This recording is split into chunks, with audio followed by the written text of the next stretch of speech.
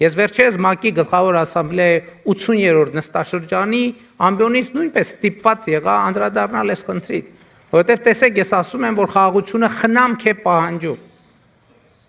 Այդ խնամքի շատ կարևոր ատրիբուտ է լեգիտիմ բառապաշարի օգտագործումը։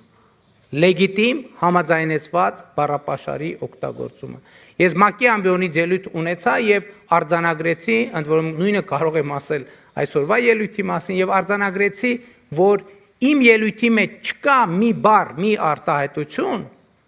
որի ծագումնաբանությունը ես չեմ կարող ցույց տալ Վաշինգտոնում ընդունված փաստաթղթերից։ Հետևաբար նրանք, ովքեր օգտագործում են Զանգեզուրի միջանցք արտահայտությունը, ըստ էության եւ իմիջիալոց ես նաեւ դիմեցի կոչով ադրբեջանցի գործընկերոջս, որպեսզի պարզաբանի,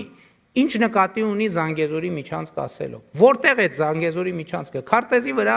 պետքա ցույց տալ այդ Զանգեզուրի միջանցքը։ Որտեւ եթե պարզվի, որ Զանգեզուրի միջանցք ասելով նկատի ունեն Հայաստանի որևէ տարածք, որևէ մեկը իրավունք չունի Հայաստանի Հանրապետության ինքնիշխան տարածքի վրա անուն դնել,